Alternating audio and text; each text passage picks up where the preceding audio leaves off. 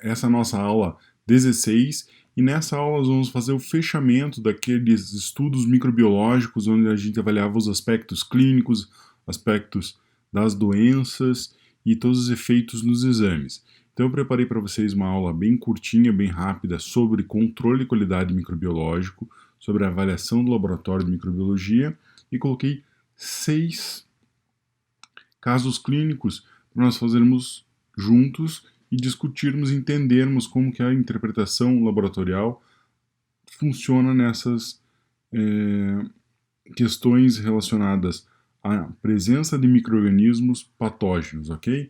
Então, nesta aula, nós vamos fazer o controle de qualidade microbiológico, vamos avaliar lá os pontos necessários para você ter uma fidedignidade do teu exame microbiológico, vamos avaliar o contexto da análise com exames infecciosos, as características dos patógenos em relação à cultura, em relação ao processo analítico, a imunologia das doenças infecciosas, a bacteriologia através de análise de dados de cultura e vamos falar um pouquinho de infecções fúngicas, ok? Então vamos lá. Como eu falei para vocês anteriormente, a ideia aqui é fechar um raciocínio sobre as interpretações de doenças infecciosas. Eu acho que é um ponto bastante crítico dentro do laboratório de análises clínicas, porque muitas vezes você não tem tempo necessário para fazer um conhecimento mais aprofundado de determinado exame. Você tem que executar aquele exame, mas você não entende todo o contexto em que ele está inserido. Então eu preparei para vocês uma atividade envolvendo as 3 fases, pré-analítica, analítica e pós-analítica, da qual nós vamos discutir, ok? E esse fechamento envolve as aulas de 9 até a 15. E isso é para vocês desenvolverem uma capacidade crítica, avaliarem o que vocês estão conhecendo, o que vocês não estão conhecendo, e tentar desenvolver uma forma de buscar informações que corroborem com aquilo que vocês estão observando, ok? Então vamos lá, para o laboratório de microbiologia. Era o ponto que faltava para nós fecharmos o nosso entendimento. O que nós temos no laboratório de microbiologia? O estudo e a manipulação de patógenos. Então nós podemos correr vários riscos ali de contaminação e de disseminação desses agentes. Por isso são necessários requisitos de biossegurança. Esses requisitos de biossegurança, eles já estão presentes lá na RDC número 50 de 2002. Então nós temos 18 anos aí e isso vem se atualizando cada vez mais, seguindo protocolos internacionais. Hoje os grandes laboratórios que têm capacidade de fazer análise e acompanhamento de doenças de epidemia e pandemia, como o coronavírus, que são os laboratórios do Carlos Chagas e Oswaldo Cruz, eles contam com uma estrutura de biossegurança das mais avançadas possíveis, por isso eles podem prestar esse serviço, ok? Então eu trouxe para vocês o que são as instalações, o que é um pouquinho de discussão em relação a isso, até para vocês ficarem antenados nas mudanças que podem vir por aí na análises clínicas depois dessa pandemia. Beleza? Só para lembrar, biossegurança é um conjunto de ações voltadas para prevenção, minimização e eliminação de riscos inerentes à pesquisa, produção, ensino e desenvolvimento, prestação de serviços e análise clínica de amostras contendo micro-organismos. Lembrando que quase tudo que nós temos contato tem micro-organismo, porém alguns daqueles são patógenos e dependendo do nível de virulência, causam doença não só ao indivíduo, mas como a sua comunidade onde ele está inserido, ok? Então eu coloquei lá o que é necessário para você ter um laboratório e os níveis de laboratório que podem atuar em determinadas áreas. Então são 4 níveis bem distintos. Esses 4 níveis eles atendem a todas as necessidades e características dos micro-organismos. Então vocês vão ver lá que o nível 1 ele é para baixo risco, então é um laboratório onde você nem tem às vezes um patógeno humano. Você vai avaliar lá o ambiente, vai avaliar uma amostra de solo, uma amostra de ar, uma amostra de alimento, onde você só precisa lá de umas condutas de boas práticas de laboratório, jaleco, luvas de procedimento, óculos de proteção e alguns equipamentos como pia, bico de Bunsen para fazer a manipulação em ambiente asséptico e os lava-óleos em caso de ter algum acidente. Já no NB2 você pode trabalhar com os patógenos, e isso exige que você tenha normas de descontaminação e você tem que seguir todos os EPIs, mas tem que colocar um EPC que é a cabine de segurança biológica nível 2, beleza?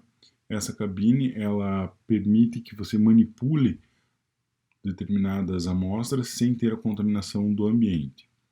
Já no nível 3 começa a ter aqueles micro-organismos potencialmente letais, Mycobacterium tuberculosis, Brucella, alguns vírus como o da cachumba, do sarampo, e você tem salas que tem um sistema de exaustão, portas com fechamento automático, e você tem todo um procedimento para entrar e sair do laboratório e eliminar o lixo do laboratório. Já no nível 4, onde você vai ter laboratórios altamente complexos, onde eles podem trabalhar com vírus de disseminação fácil, disseminação pelo ar, como Ebola, como o próprio Covid, o SARS-CoV-2, entre outros com virulência alta, onde você necessita lá de uma conduta específica, profissionais altamente treinados, troca de roupa, banhos, cabines de segurança nível 3 e o laboratório tem que ser isolado. Agora eu fico falando de cabine de segurança, o que essa cabine de segurança faz? Ela permite que você manipule as amostras sem você contaminar a amostra e sem a amostra te contaminar. Então, é de classe 1, onde você tem um fluxo de ar que ele entra e ele é filtrado para fora, só que o fluxo fica preso dentro da cabine.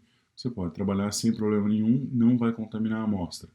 Já na classe 2, você tem um processo um pouquinho mais complexo, que ele faz um fluxo direcional de ar, não tem esse turbilhonamento, e você consegue ter um ambiente estéreo, com um número de partículas controlada, ok?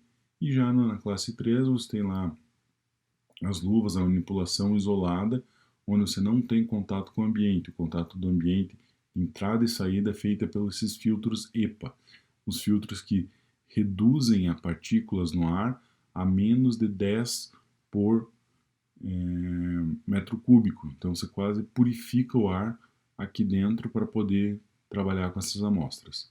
Isso evita que elas tenham contaminação, tanto do ambiente quanto elas sejam contaminadas. Conduta em laboratório de microbiologia. Essa é uma questão que sempre que nós conversamos com colegas que trabalham nessa área, eles acabam comentando que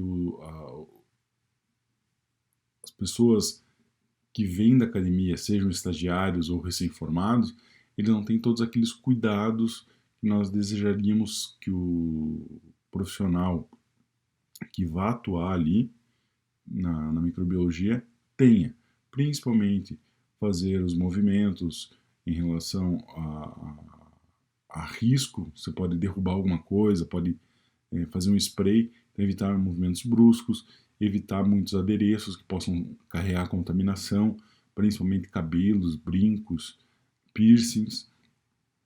Lembrar que tudo que você está olhando no laboratório de microbiologia pode estar contaminado, então é uma potencial fonte de contaminação e como você não sabe que tipo de micro-organismo tem ali, você pode carrear ele para qualquer lugar.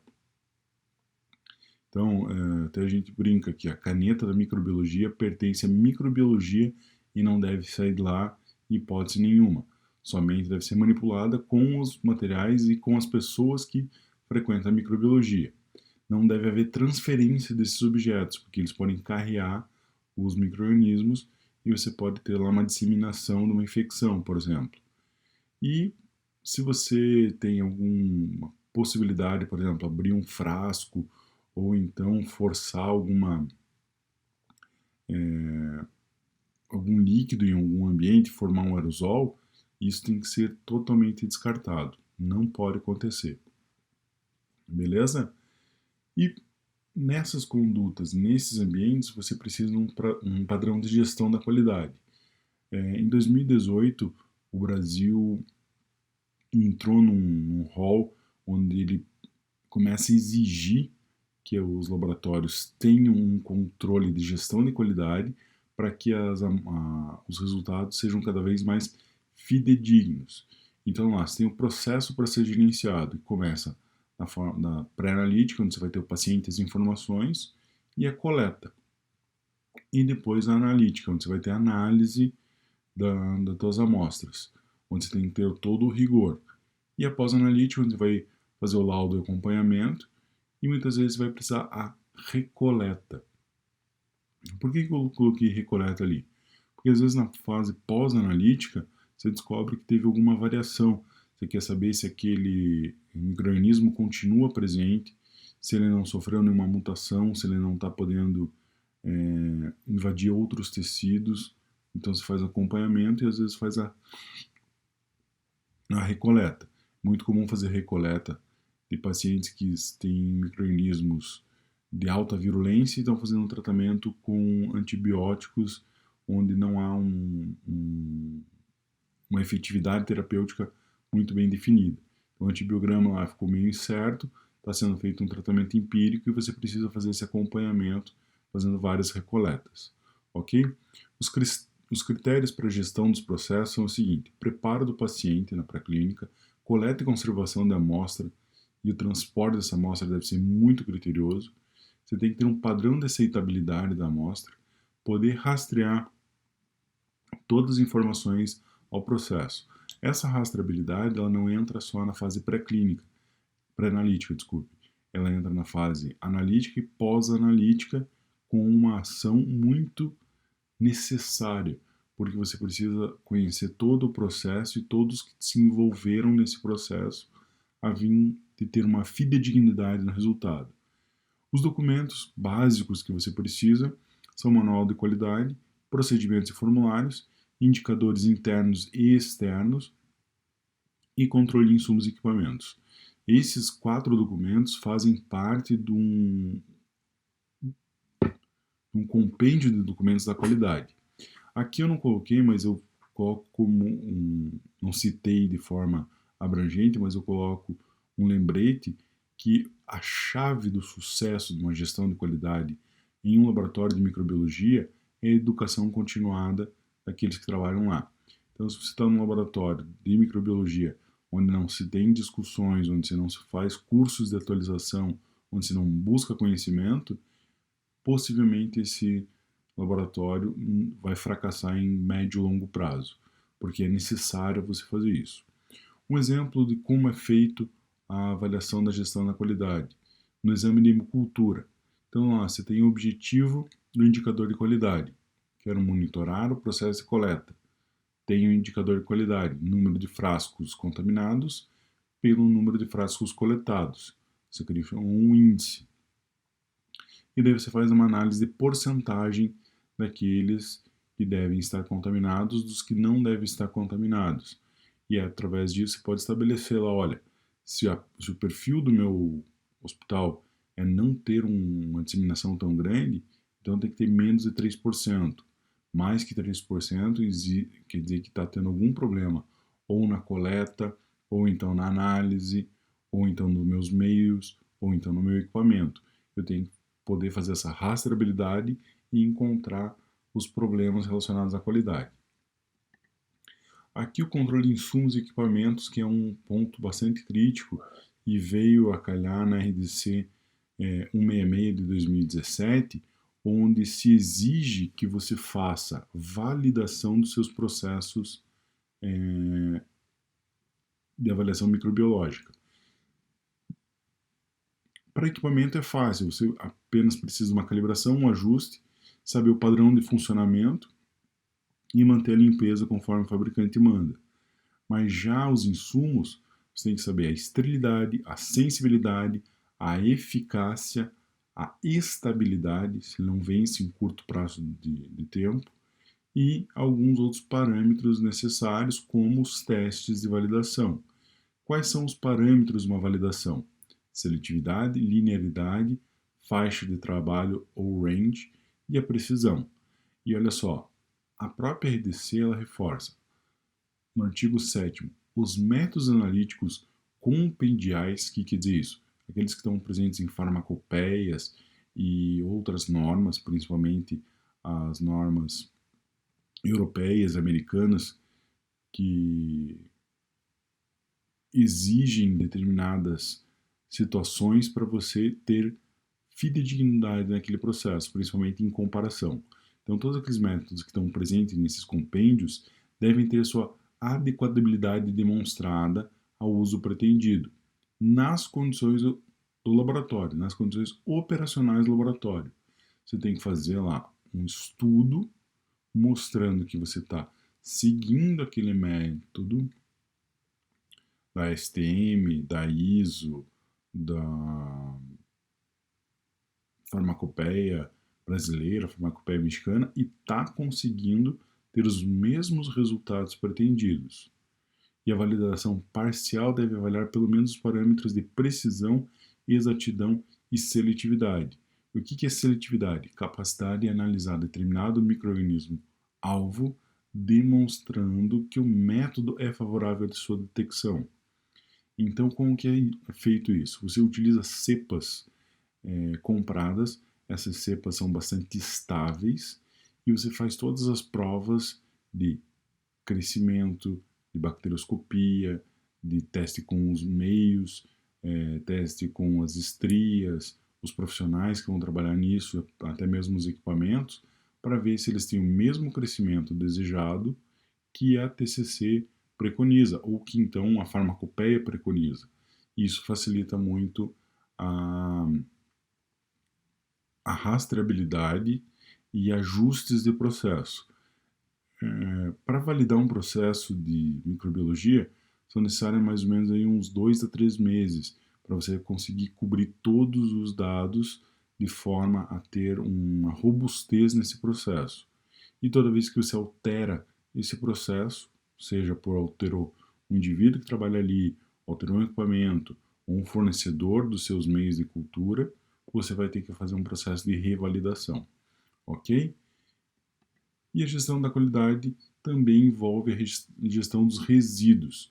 Na RDC 222 de 2018, ela regulamenta as boas práticas de gerenciamento de resíduos em serviços de saúde e estabelece como que deve ser feito isso. Então, os cuidados devem sempre focar na manipulação e a disposição de frascos e sacos adequados deve ser passada a todos os indivíduos que atuam naquele ambiente. Então, o indivíduo tem que saber o que pode ser descartado e como deve ser descartado.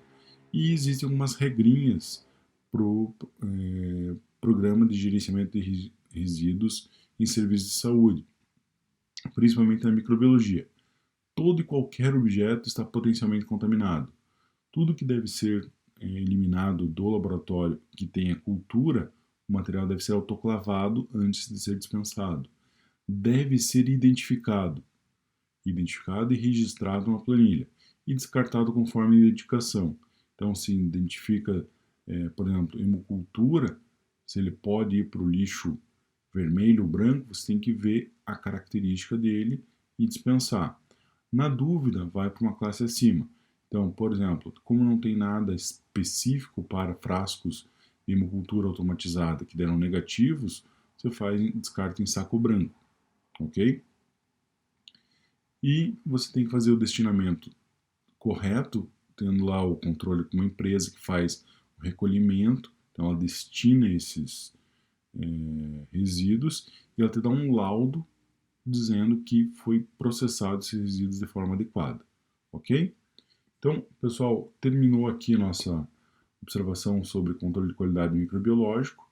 Eu vou falar um pouquinho mais sobre validação quando nós terminarmos essas atividades. E agora nós vamos passar para a atividade, a avaliação dos casos clínicos de infecção. Então, eu tenho lá um caso clínico exemplo, onde eu tenho um paciente masculino, 77 anos, cadeirante, sofreu um desmaio devido à confusão mental. foi encaminhado ao pronto atendimento e os exames que foram solicitados foram sódio, potássio, creatinina, ureia e hemograma. Os resultados eu coloquei aqui para vocês, lá 165, 5,5, para potássio, creatinina também deu alta, 1,2, a ureia deu levemente alterada, o hemograma deu levemente alterado, destaco aqui o leucograma, que deu 13.500 com neutrofilia. Então, após o exame clínico, solicitou-se exame de urina com microscopia e urocultura. Informações adicionais. O paciente faz uso de macrodantina 100mg uma vez ao dia há mais de 6 meses sobre prescrição do pediatra. Então, como ele é cadeirante, ele foi prescrito aí um depurativo, um antibiótico em baixas concentrações, devido a ele ser cadeirante. Na urinálise, o que eu tenho lá? pH 5,5, densidade 1035, glicose 3 cruzes, corpos cetônicos 3 cruzes, bilirrubina 2 cruzes, urobilinogênio 2 cruzes, nitrito 3 cruzes, hemoglobina 1 cruz, proteínas 4 cruz e a cor turvo amarelo escuro. Foi feita a bacterioscopia e identificado isso aqui, ó, bacilos gram-negativos. E olha que louco, quando foi feito a cultura em agar-sangue, olha a disposição que diferente. Ela ficou essa forma espraiada, o que em inglês eles chamam de swarming. E ele foi considerado um gama hemolítico, ok? Então lá numa conca também foi colocado as estrias ficaram muito claras, um bege quase incolor, e no CLED elas ficaram azuis esverdeadas a transparentes.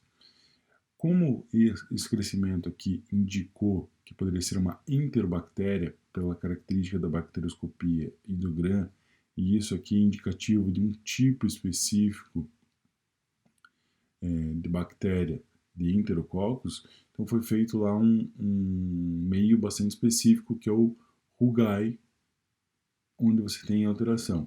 E deu toda essa característica aqui, onde você tem positividade para motilidade, negatividade para lisina, positividade para formação de gás sulfídrico, não tem gás, mas tem ácido sulfídrico, teve a conversão do triptofano e da sacarose, teve a fermentação e o indol deu negativo. Então esses tubos aqui que tem multimeios, tem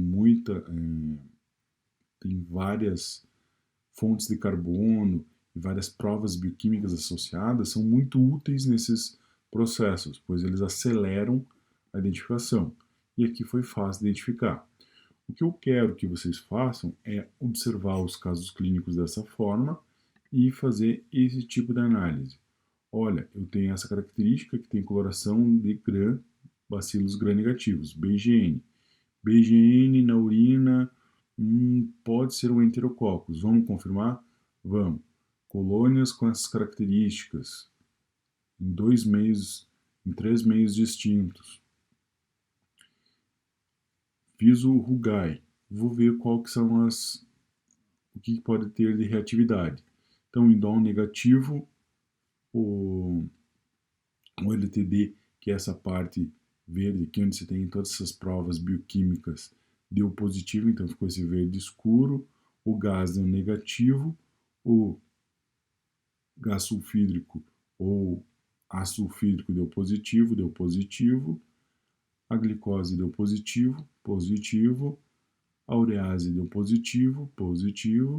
A lisina era para dar positivo, deu negativo. E a motilidade deu negativo e deu positivo. Será que pode acontecer isso? Pode acontecer.